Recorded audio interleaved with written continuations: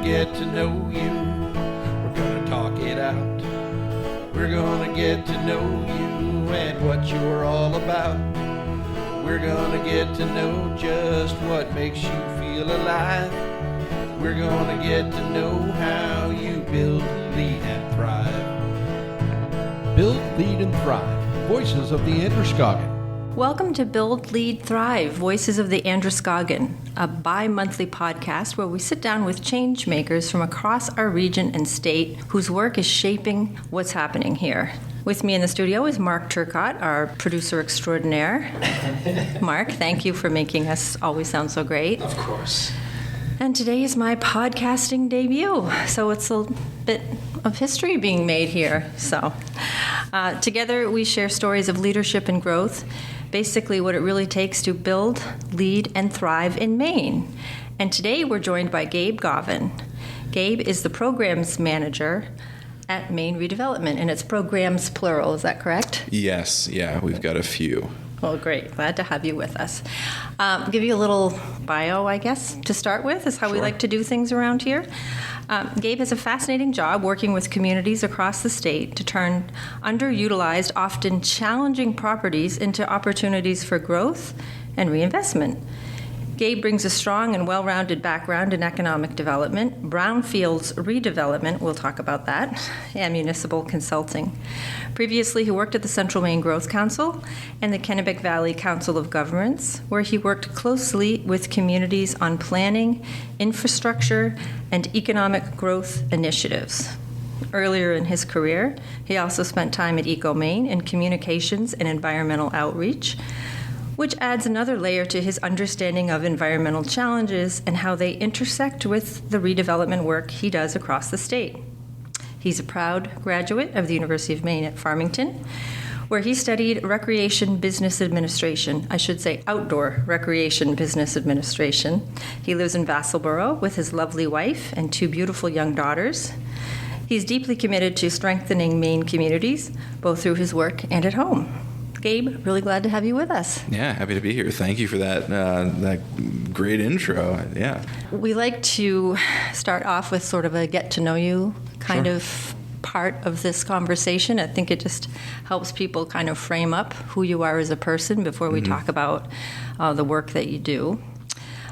So I guess I'd like to just start with a Maine life question. So what's one thing that you really appreciate about living and working in Maine? So I'm a lifelong Mainer. I never left, and so part of it is, you know, my family and my friends, my support system is all here, but also just the diversity of opportunities for like working opportunities, but also playing without having to leave the state.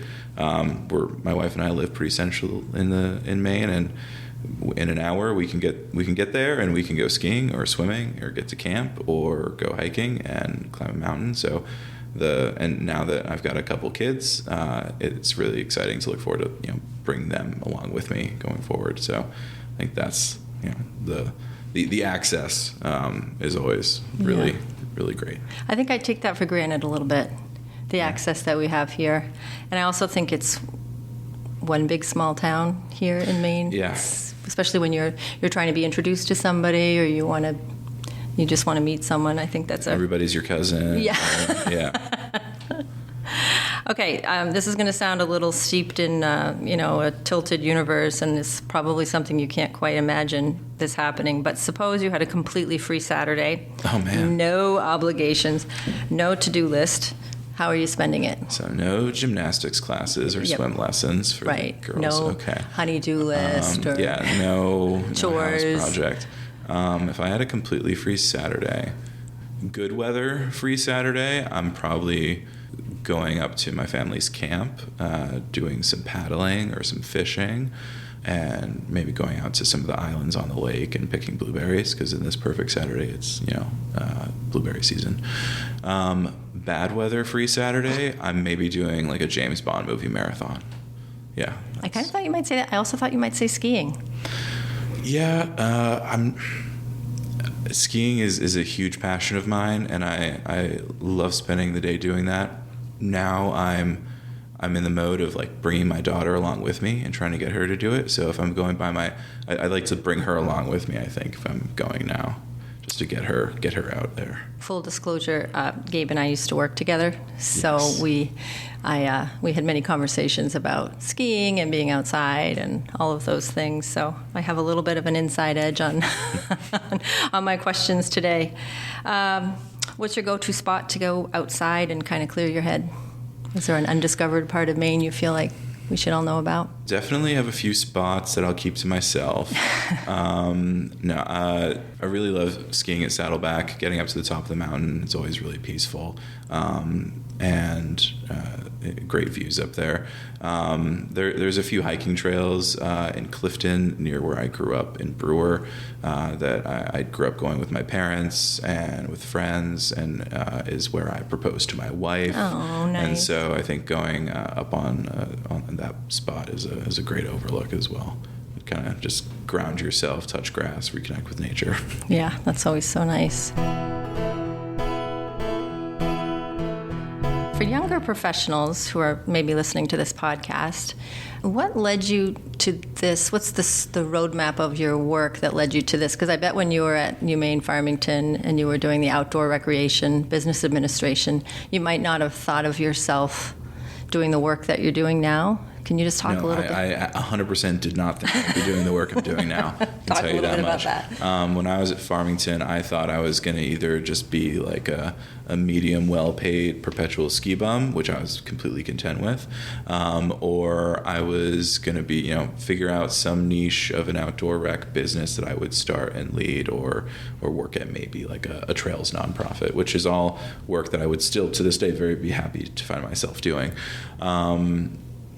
The path to where I am now really started there, though, at Farmington, through a sense of urgency to graduate as quickly as I could for economic reasons and wanting to do work and not be in school. I substituted a lot of courses, got exposed to environmental planning and policy, some statistic work, and so that coursework really is the first thing that exposed me to things like environmental challenges and how that relates to the local kind of economic growth of a community, and how things like forever chemicals and outdoor recreation can be linked really closely, and how that also influences the economic impact of a small town.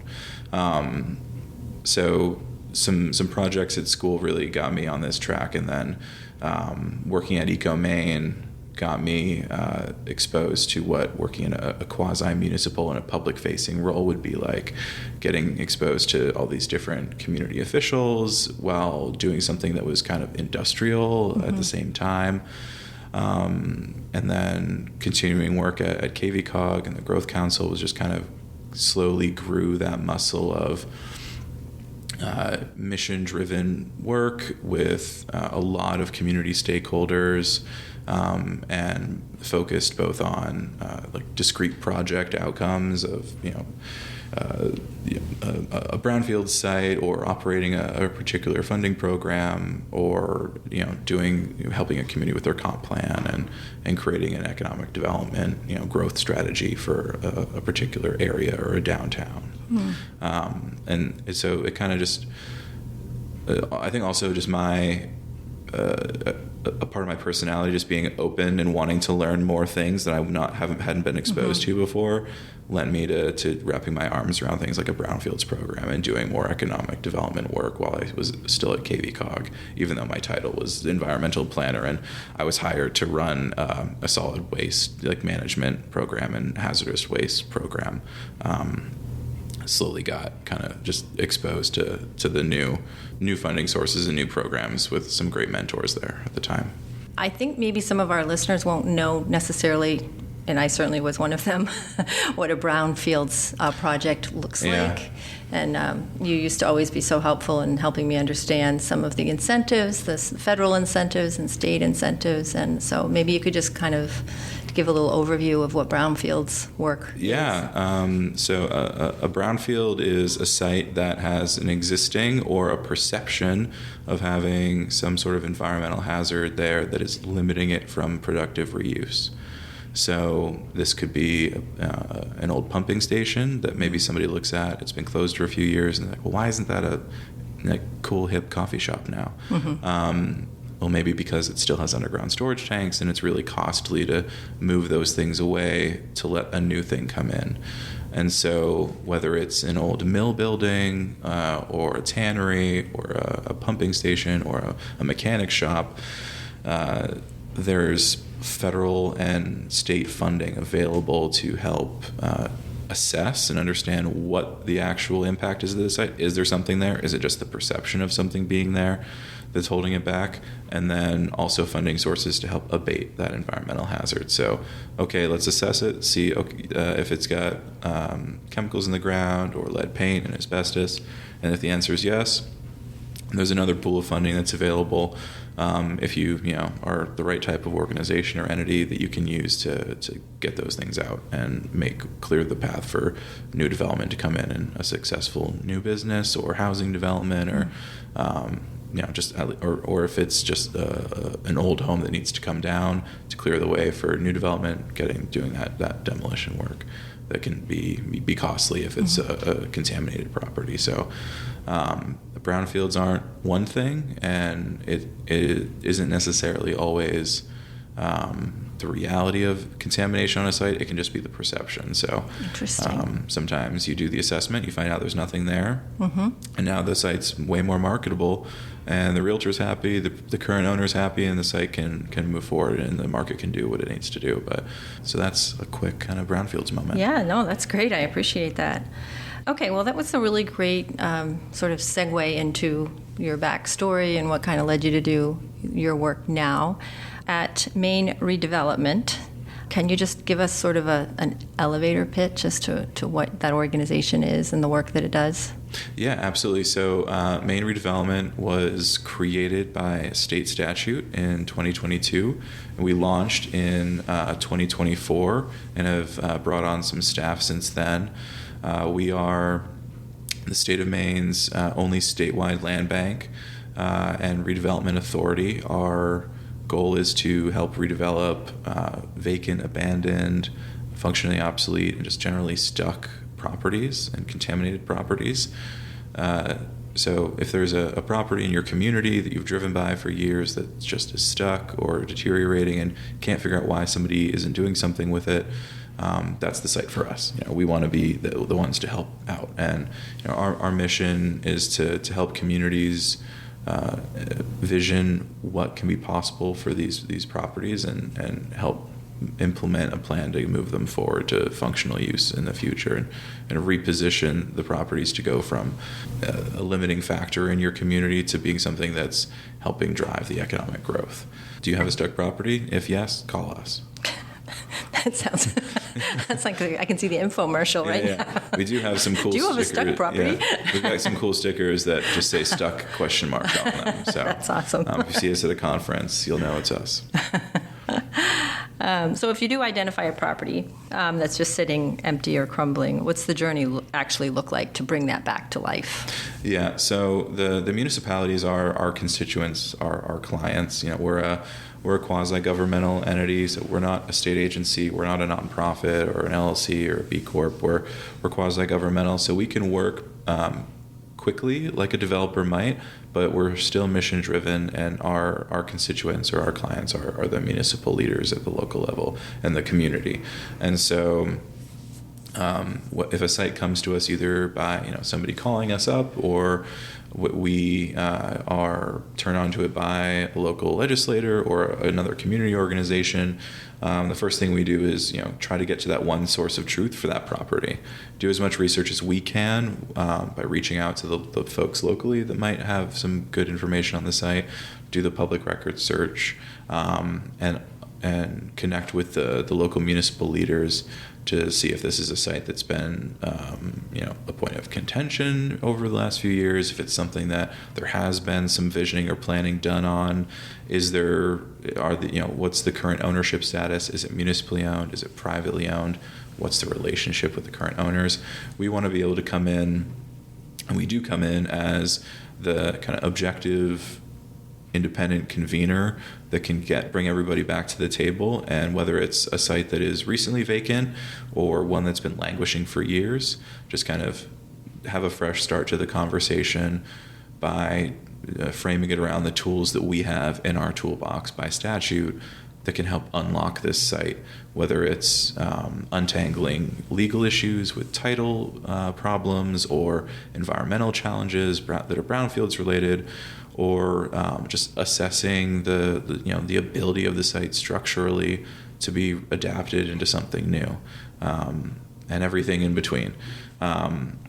Where we just want to help get to that one source of truth and create the conditions where visioning can happen. And if that visioning has already occurred and there's a identified need for a site to be reused, we want to help to identify and empower that local decision maker to move forward and implement the reuse strategy and give them all the support they need to do that. And maybe that looks like funding. Maybe that looks like us holding it in our land bank to stabilize it for whatever period of time necessary, or in order to attract some other sorts of funding to get the site moving. But it really just starts with communication and listening. That you made an interesting comment that I was just keying in on. Hold it in your land bank. Yeah. Can you expand on that just a little bit? Yeah. So our full name is Maine Redevelopment Land Bank Authority. We like to go by Maine Redevelopment because it's easier and a little more clear to digest. But we have a land bank, which means that we are stood up to acquire property and hold it. We can hold it, or we can hold it for a long term, or we can hold it for a short term. Some reasons why we might hold it for a short term is because there was a title issue that just needed to be cleared, and in us acquiring it, we can clear title and then reconvey it back to the developer who's doing a project on it, or a nonprofit, or back to the community now with a clean title. So it's removed that barrier to redevelopment. Or if it's a property that is languishing, is been taken on by the municipality and is too much for a small rural community to bear on their annual budget, we can bring it into the land bank, hold the property, stabilize it, and then while we hold it, we're committed to helping to create the conditions where it's marketable again. Mm-hmm. And that might mean holding it and working with the community on, or bringing in resources from local partners at the regional level or the state level to do some broader community building and broader economic growth projects to create the conditions where these sites can then move forward. Or we're holding it in the land bank, and then maybe we get 2 or 3 other sticky sites that are in the same general area. And by us packaging them up, we can attract a developer who can then, use some economies of scale to do a larger project that one smaller project might not make economic sense. But if they can put the same team on 3 projects that are medium-sized and around each other, maybe that project can pencil out. So, using that kind of creative bundling of sites in our land bank is another way that we can help get them moving forward.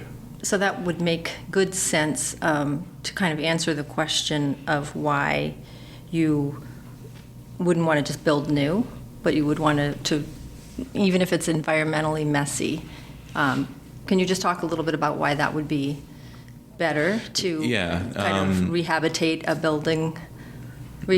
building, I should say, versus build something new? Because there are some incentives that you can circle in. And one of the things that we want to make sure we're doing is bringing additional kind of technical assistance capacity to whether it's a municipality or a developer, and helping them understand all of the potential public finance tools and incentives that exist that could align with their project. And so whether it's for housing or commercial reuse, there's probably something that out there that can support the project. And so making sure that they're apprised of all of those tools, and helping to reduce the initial capital expenditure to get something going. We provide that assistance, as well as bringing in local partners who do the same type of work really well. And through that, and through working on these sites that are typically, in a lot of cases, especially some of the larger or historic ones, they sit on existing infrastructure. If the building is in good repair or it's in shape enough that we can stabilize it, we want to stabilize and give the opportunity for the community to do that visioning and figure out what comes next. And so in doing so, it's a less investment in most cases than building something that's brand new, and is in the economic benefits of doing infill development are great and help to really create some momentum at the local level for influencing the development pattern. Thinking about Lewiston Auburn specifically, what kind of opportunities do you see here? Well, I mean, the Bates Mill complex is a great example of the kind of project that we want to be helping drive forward. Obviously that project went forward before we existed, but other mills, both in the area and across the state, that's exactly the kind of project that we want to be helping to move forward and repurpose these existing structures to support what comes next, and that the commitment that every site has a next chapter. In Lewiston Auburn, a place that's growing so much, so rapidly, and has such great support systems like this team here today, we're really excited to work with great local partners. And in some cases, these are the projects where we don't necessarily need to be as hands-on, and maybe our team can come in and just unlock that one or two or three sticky things that are holding up site or project back, and we can step in just as an extra bit of capacity, and then the team that's already on board can keep it going really smoothly, versus some of the more rural or under-resourced communities need. That don't have the kind of support systems that the larger cities have. We can dedicate a little more time and do some more hands-on redevelopment work. What's the biggest thing that usually stalls these projects? Is it red tape? Is it money? Is it because you do play a role in helping to facilitate grant opportunities as well in some of these projects? Is that true? Yeah, absolutely. The first part of your question, what's one of the biggest barriers or things that hold these projects back? Cost is a huge factor. The redevelopment cost, developers, decide what projects they're going to take on by what the budget says in the pro forma. And if a project isn't penciling out, and then they look at all of the public tools and incentives and it still isn't penciling out, well, then they move on to one that does. Mm-hmm. Some of these sites, because of their age or the length of time they've been vacant and deteriorating, those costs are going to be much more significant. So cost is a huge factor. The other one is sometimes just time and capacity. So a lot of our large, historic, and deteriorating industrial or commercial buildings are in communities that that were once maybe the hub of activity for their region, but now the industry is left and it's more of a sleeper community, or it just doesn't have that one significant economic driver that it once did. And so it's a more under-resourced communities that need that just don't have the capacity to take on a big project like this, and don't have the capacity to go after public or federal funding mechanisms or grants, because they don't have a team of grant writers, or maybe they don't even have a municipal manager. And so we want to make sure that we're providing our support to either bring a property like that into our land bank, and then we can help direct the initial phase of redevelopment, which is, securing the site, clearing out any environmental issues, clearing out the legal issues. If there's dangerous or deteriorated bits of building that need to be demolished, taking care of that, and just creating the conditions where the private sector or the market can take over and be successful, and just getting rid of those limitations and really pushing the marketing of these sites in alignment with what the needs of the community are. And so the time and capacity is a huge one. Mm-hmm. And then, and within time and capacity is the ability, or like the capacity to make a vision. The process of having public workshops and planning sessions or doing a charrette exercise are really, really important and valuable things to do. But if you're, if you don't have anybody in your community or the municipal level who has done that before, or if there's not, enough people, frankly, to do an activity like that, or sit in the driver's seat and lead that when, these communities are, have enough staff to go through and do their municipal budgeting, make sure the roads are taken care of, do the tax commitment every year. But beyond that, there's not a lot of capacity. So we want to make sure we're bringing in the support, and whether it's us and our team or local or state partners or regional organizations or contractors that we can bring in to help with creating a vision, so that every site has a next chapter, and that vision is supported with real world, like, community input. Because if we don't have a strong vision and champions in the community for these reuse projects, then they're not gonna be successful.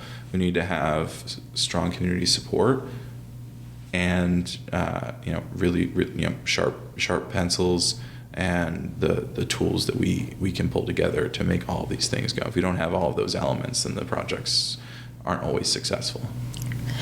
Can you talk about a project that's like you've completed or you're in the process of working on? Yeah. We launched in 2024, and through 2025 and 2024 we did about a year or so of listening sessions, traveling around the state, meeting with municipal partners to understand what their challenges were. And through that, we developed a couple of our pilot projects, which I can talk about. We also found out about a site in Heartland, Maine, the previous Irving Tannery, which is still there. But the Heartland Tannery was created, I want to say, in the early 1900s. There's been a tannery there for at least 100 years and some sort of mill and manufacturing there along the Sebasticook River for over 200 years. Mm-hmm. So this community is, there's been generations in Heartland that have lived in this community and not seen their riverfront. They've just seen the mill or the tannery. Wow. And over the last decade or so, that tannery has gone through different stages of vacancy, and the operations have shut down, and now it is vacant. At its peak, it employed over 500 people. Wow. And was a huge driver for that part of the state. Employed people in Heartland, St. Albans, Skowhegan, Pittsfield, and was just a huge impact. And you can't go through Heartland without feeling the impact of that site, because you literally have to drive through it and under it because there's a sky bridge. So it really it has a strong hold on the personality and the culture of this community. And so how do we take on a site like that that has such a huge impact and has been there for so long? So we spent quite a bit of time doing our due diligence, looking at all of the different factors that are holding the site back, getting back to that, like, one truth for this site, like, where not just the meets and bounds and the zoning, but what is what do the people in the community actually want? What do they think about the buildings? What kind of problem or hazard do they pose today? Understanding the environmental conditions that tannery uses and creates, some harmful chemicals. And it's right along a body of water, so we had to wrap our arms around those details and those site constraints.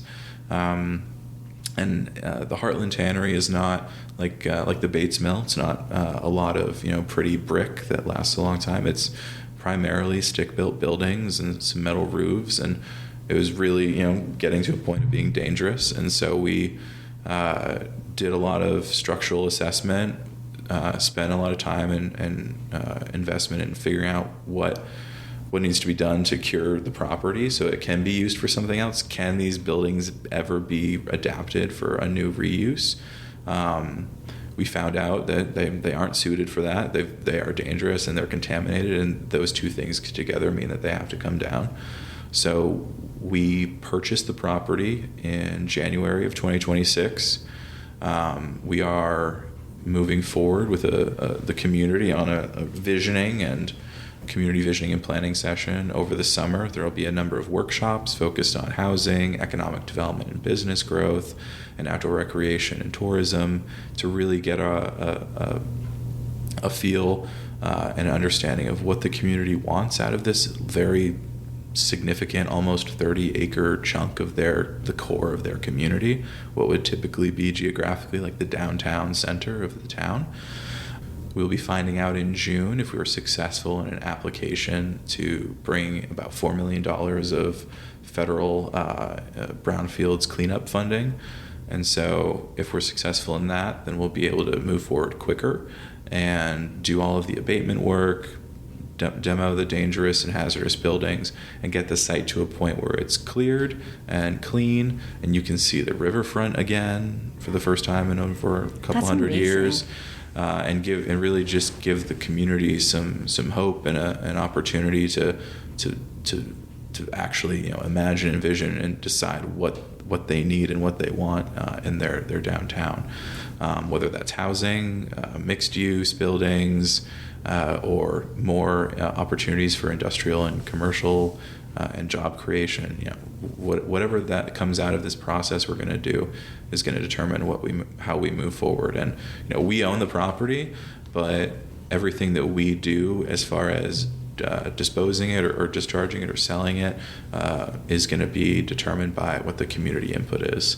And so I'm really excited to see this project through to fruition, because it's been a big piece of the work over the last 6 months, and we're just getting started. We've just we bought it and we've stabilized it, and now it's the real work starts with doing the redevelopment.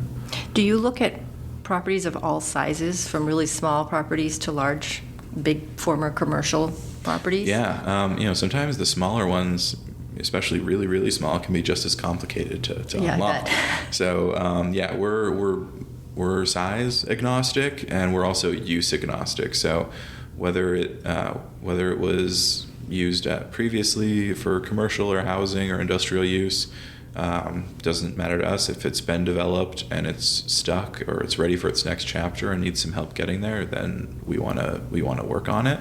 And whatever the future reuse is, as long as it's aligned with the community need and what is actually needed, or aligned with the growth goals and economic goals of that area, we're happy with the outcome, because we're not developers. We're not creating housing units. We're just creating the conditions where other people can come in and do successful projects. Yeah, that's something to distinguish that makes it a little different than most other programs that are somewhat aligned, I guess. So moving into more the people and the process side, we call this the lead segment. When you're working with the town, what does good leadership look like in the middle of a really complex process? I can kind of give you two questions into one. Sure. So if you're dealing with mayors and residents and funders, how do you keep everyone moving in the same direction when, opinions, because you just kind of described like you have to have community buy-in, so you're hosting charrettes and people are coming in and kind of giving their thoughts on what probably a particular use should be. Mm-hmm. So how do you keep everybody sort of on the same page? These are emotional sites, right? Right, a lot of them are they're churches, they're schools, they're mills, they're things that gave people paychecks and they raised their families because they worked there. A lot of these are really emotional sites, and people have strong opinions about what they should be or what they shouldn't be. For some of this, it's getting down to the mill isn't coming back because it's not physically feasible here. It doesn't. Or it because it's dangerous, or it's too far gone, or maybe it's and so getting to answering the unanswered questions and getting to that truth of the site has been a really important step for us. And in working with the municipal leadership or the political leadership locally, I think the people who are drawn to those jobs are also kind of uniquely positioned to navigate some of those complex conversations, and so we like to lean on them, and like we are here to be collaborative, not competitive, and just add capacity. So the visioning that occurs with the community and the community leadership, that is something that we want to help facilitate and draw out and guide that conversation, but we're not the ones making the decisions. We're trying to empower the people locally that are the decision makers. Even if we hold title to the property, we're just doing that in order to unlock what comes next that is decided by you, the local folks on the ground.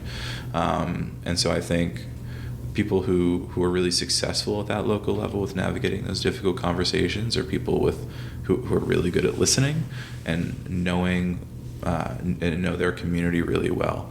I think the people who are drawn to those kind of roles are inherently pretty good at that. Yeah. Now, you're new enough. Your organization is 2024 established, so you probably haven't done that many projects yet. So this question I have for you, I think you might say could relate to any previous work that you've done. But when things go sideways, is there a project that didn't go as planned, and what did it teach you when it didn't work out? So it might not have been with this work, but... No, sure. I think one thing that has come up in previous roles and has also come up in this one is that sometimes it's hard to give away money. Sometimes you do need to if you're trying to do something that's really flexible and fast and agile, because it's going to be something they haven't seen before or had access to.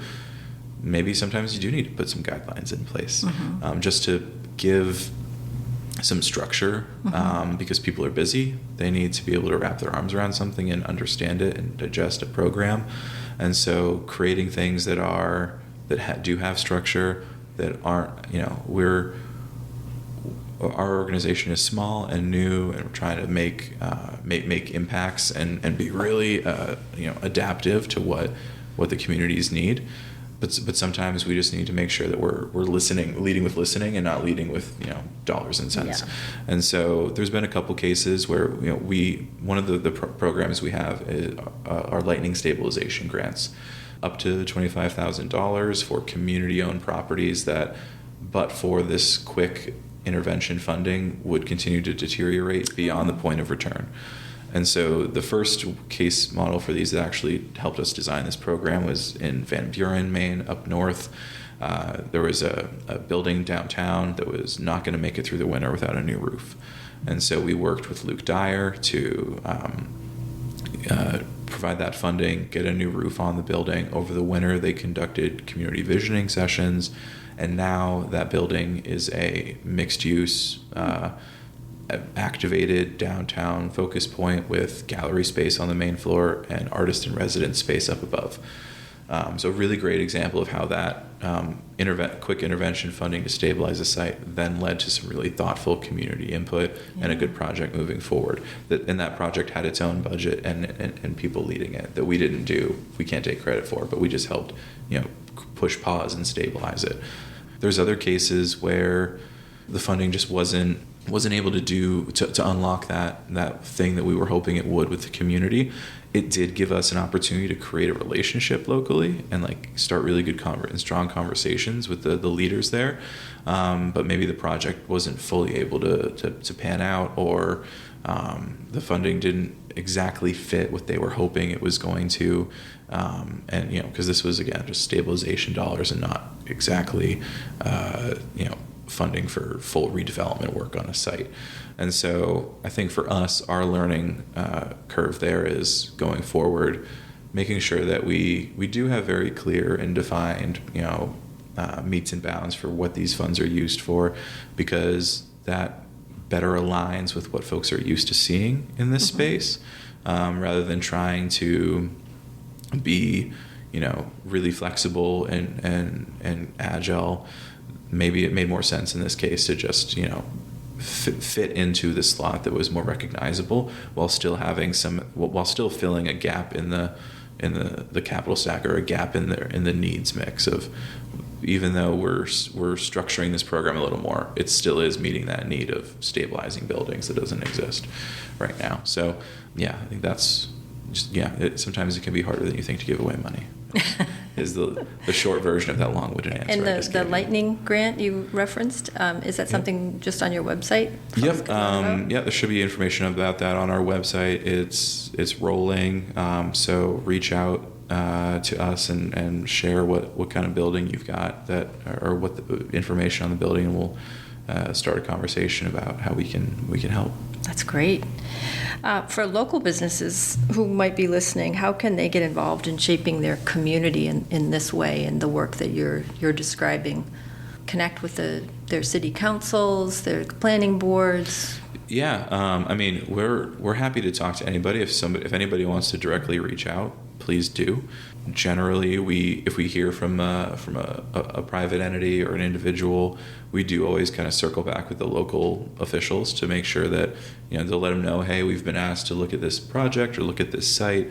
What's the most recent information you have, or what are you guys working on this property, and just check in with the local municipality, because we want to respect what everybody else is working on and make sure we're not duplicating anything, because a lot of times projects that might look from the outside that they're abandoned or deteriorating or not being thoughtfully taken care of, in actuality there may be a really robust planning activity going on or a plan in place, and they're just doing the final steps of putting together the capital stack to make this project go.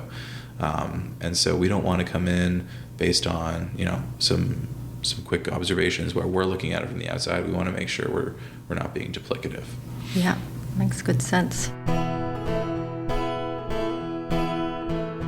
All right, we're on our final section, the Thrive section of this conversation.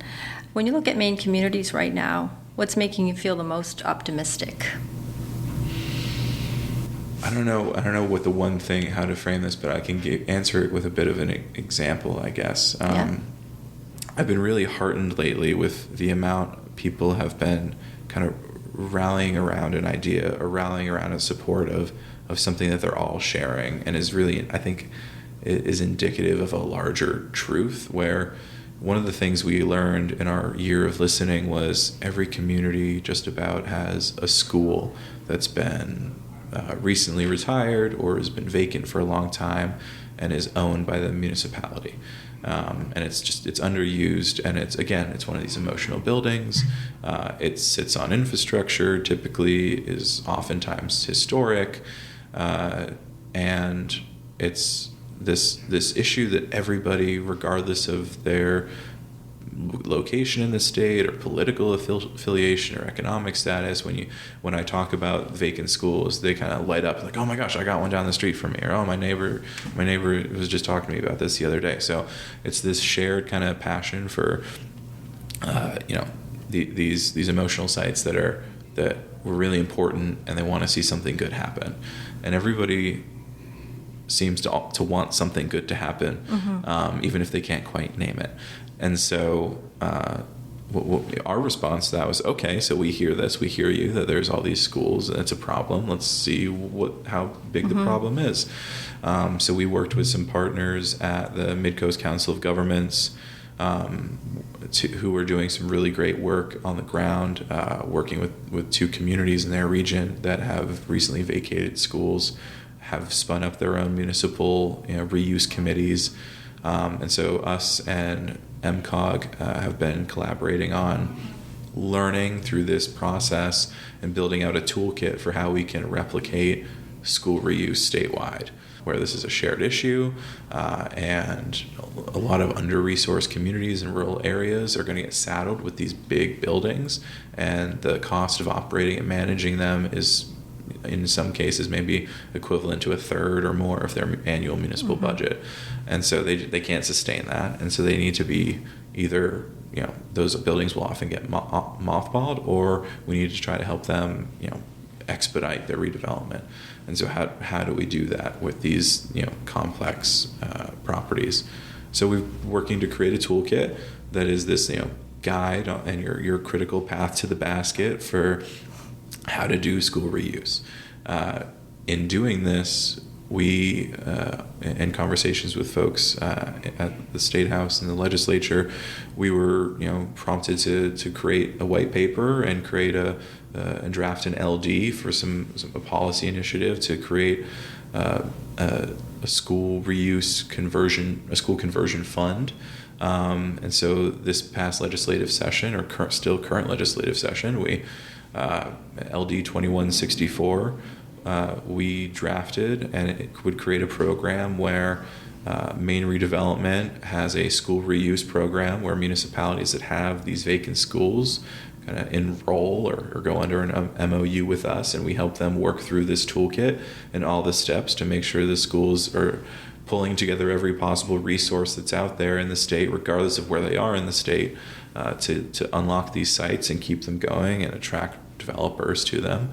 And if the other piece of this legislation is a funding piece, and so if they decide that affordable housing is the most suitable reuse scenario for this old school, then that creates their access to this pool of funding, which is proposed at $5 million, where that funding would go to close critical gaps in the redevelopment plan. So, even when some of these sites are, have well-heeled developers, are using existing state subsidy programs or other grants, they still don't always pencil out.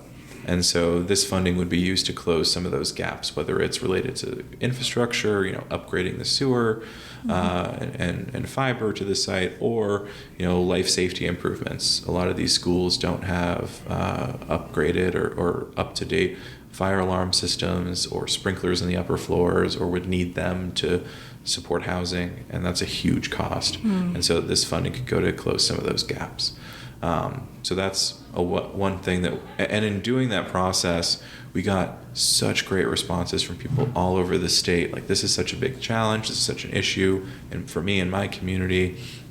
And the school that I went to is now closed. Would love to see it be housing, and so it was really heartening to see the support we were able to draw, both not just for the legislative proposal we made and people giving testimony to support us, but also just the evidenced by the number of emails that we've got and school buildings we have in our pipeline, which in this area, the Canton School and the Sabattis School are two that are on our list. Oh, interesting. That, are recently closed and, would be, potentially eligible for this if they aren't in a position to, attract developers right now. I would think malls would be another. Yes. What's a good, just out of curiosity, redevelopment use for a mall? I think the smart growth principles would say that something that's a large parcel like that with some potentially with some buildings that maybe some of them need to be upgraded or demoed or are aging in place, that a mixed use infill strategy makes the most sense. Those are also sometimes the most complex to get off the ground. We are working with folks with the city of Bangor by resolution that came out of last legislative session. We were charged with supporting the city in the redevelopment of the Bangor Mall, and so we've been working to support the city of Bangor and just kind of understanding all of the elements and the complexities that go into that specific site. And so excited to see some recent kind of momentum moving there, and hopefully we can have a good project coming forward. But really, it's an opportunity for a lot of these, in a lot of the cases, true of the Bangor Mall, but true of malls across the country as well. In a lot of cases, the area immediately surrounding it is doing really, really well, but that the core kind of mall building and structure is the piece that's struggling. And so, how do you have supportive infill development that isn't replicating what's already working well, immediately abutting it? And I think that looks like housing, some amenity anchors, things like outdoor indoor recreation and tourism aligning projects. So I think it ends up being where the creativity really comes through, and it's exciting to engage with the community on those sorts of projects. Fascinating work, honestly. What do you think community leaders are missing when it comes to this kind of development? There's not a magic. We don't have a magic wand. We just happen to have, this is all we're doing is focused on this thing of these stuck properties and getting them back to functional use. The people who are in this world that are at the municipal level or regional level are doing a lot more than looking at one building, and so I think they're capacity constrained, and in a lot of cases that's really the one limiting factor.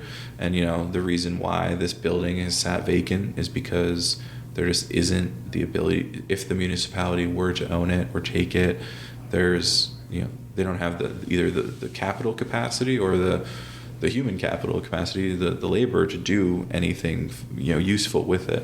And so the sites sit, which is no fault of their own, and so the sites sit vacant and languishing. And so I think it comes back again to just capacity. There's not the people that are charged with handling these properties typically are asked to do a lot more in their day-to-day job on top of it.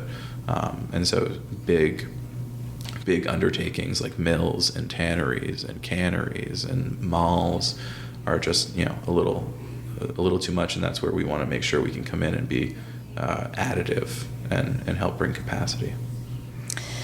So last kind of question for you, maybe from the organizational perspective and then your personal perspective. When you look back in 5 years, what's success going to look like for you? For me personally, I'm really excited to see what we are able to accomplish in Heartland, where this is our first kind of big undertaking of a property. It'll be really important, I think, for the organization, but for me personally, to be able to look at this in a few years and see what we've accomplished with hopefully a cleared site with some new users that the community is really excited about. I think for the organization, it's really important to make sure we can work on a diversity of project types, and not just on, I don't mean just like industrial or residential or commercial, like by the land use type. I mean, the way in which we engage. So I want to make sure that we do some projects that we're really leading and taking on a lot of the redevelopment prep work like we are in Heartland, but also projects where we're just kind of coming in to unlock that one missing piece that the people locally can keep moving on, and we're not getting in the way. And as well as working across the whole state. We've got some really great partners and projects in our pipeline for up in Aroostook County. We've got some good mid-coast projects in our pipeline as well in central Maine, and also over in Rumford. So just trying to blanket the state with our footprints would be, I think, a really good way to take on the next few years. Well, that's great. Well, thank you so much for being my very first guest. Thank you for having me. Yes, I really enjoyed this conversation. I think it is really interesting, and I'm so glad that we were able to have this conversation. It really, I think a lot of people will be interested in going to your website. Maybe we should just talk about your website. Yeah. Thanks again for having me. So we're Maine Redevelopment. Our website is maineredevelopment.org. It has all of our contact info if you want to reach out to me or any of my colleagues.